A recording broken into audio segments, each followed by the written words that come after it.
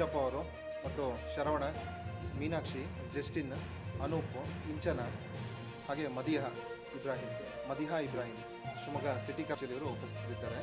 ಇವತ್ತಿನ ಪತ್ರಿಕಾಗೋಷ್ಠಿ ಉದ್ದೇಶ ಏನಂತ ಹೇಳಿದ್ರೆ, ಶಿವಮೊಗ್ಗ ಓಪನ್ 5ನೇ ಅಂತಾರಾಷ್ಟ್ರೀಯದಿಂದ ನಾವು ರಾಜ್ಯ, ರಾಷ್ಟ್ರ, ದಕ್ಷಿಣ ಭಾರತ, ಇಂಡೋ ಶ್ರೀಲಂಕಾ, ಇಂಡೋ ನೇಪಾಳ ಸೇರಿದಂತೆ ಶಿವಮೊಗ್ಗ ನಗರದಲ್ಲಿ ಒಟ್ಟು 22 ವಿವಿಧ ಬಗೆಯ ಕರಾಟೆ ಪಂದ್ಯಾವಳಿಗಳನ್ನ ನಾವು ಯಶಸ್ವಿಯಾಗಿ ಶಿವಮೊಗ್ಗ ಸಿಟಿ ಕರಾಟೆ ಅಸೋಸಿಯೇಷನ್ ವತಿಯಿಂದ ಆಯೋಜನೆ ಮಾಡಿದ್ದೇವೆ. ಹಾಗೆ ನಾವು ಇಂಟರ್ನ್ಯಾಷನಲ್ ಲೆವೆಲ್ನ 4 ವರ್ಷ 2018ರಿಂದ 4 ವರ್ಷ ಸತತವಾಗಿ ಇಂಟರ್ನ್ಯಾಷನಲ್ ಲೆವೆಲ್ ಪಂದ್ಯಾವಳಿನ ಮುಕ್ತ ಪಂದ್ಯಾವಳಿನ ನಡೆಸ್ಕೊಂಡ್ಬಂದಿದ್ದೇವೆ.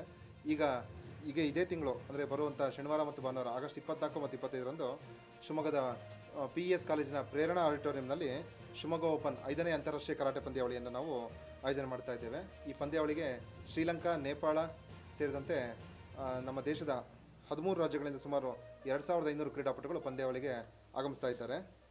ಈ ಪಂದ್ಯಾವಳಿಗೆ ಅದರ ಜೊತೆಯಲ್ಲಿ ಅಮೆರಿಕದಿಂದ ಗ್ರ್ಯಾಂಡ್ ಮಾಸ್ಟರ್ ಪೆರ್ರಿ ಎಫ್ ಮೌಲೆ ಅವರು ಸಹ ಅಮೆರಿಕದಿಂದ ಆಗಮಿಸ್ತಾ ಇದ್ದಾರೆ.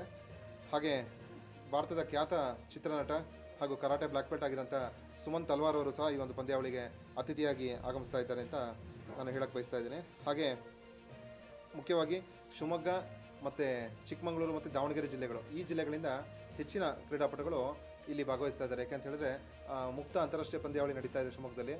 ಪ್ರತಿ ವರ್ಷ ನಾವು ಮಾಡೋದ್ರಿಂದ ಹೆಚ್ಚಿನ ಸ್ಥಳೀಯ ವಿದ್ಯಾರ್ಥಿಗಳು ಸಹ ಇದರಲ್ಲಿ ಭಾಗವಹಿಸ್ತಾ ಇದ್ದಾರೆ. ಸುಮಾರು 200 ಸ್ಥಳೀಯ ಕ್ರೀಡಾಪಟುಗಳು ಇದರಲ್ಲಿ ಭಾಗವಹಿಸ್ತಾ ಇದ್ದಾರೆ. ಇದರಲ್ಲಿ 5 ವರ್ಷದಿಂದ 18 ವರ್ಷ ಮೇಲ್ಪಟ್ಟ ವಿವಿಧ ವಿಭಾಗದ ಸ್ಪರ್ಧೆಗಳು ನಡೀತಾ ಇದೆ. ಅದರಲ್ಲಿ ಕಥಾ ಮತ್ತು ಕುಮತಿ ಎಂಬ 2 ವಿಭಾಗಗಳಿದೆ.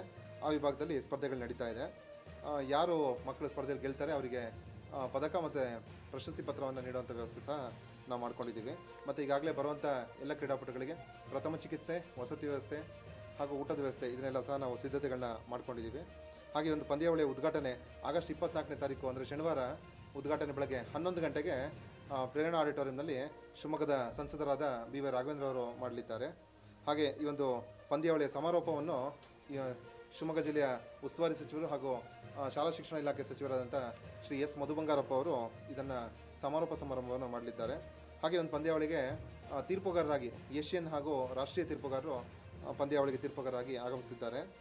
ಮತ್ತು ಸಾಕಷ್ಟು ಮುಖಂಡರು ಸೇರಿದಂತೆ ಜಿಲ್ಲೆಯ ಮುಖಂಡರು ಸೇರಿದಂತೆ ಅಧಿಕಾರಿಗಳು ಈ ಒಂದು ಪಂದ್ಯಾವಳಿಗೆ ಆಗಮಿಸ್ತಾ ಇದ್ದಾರೆ.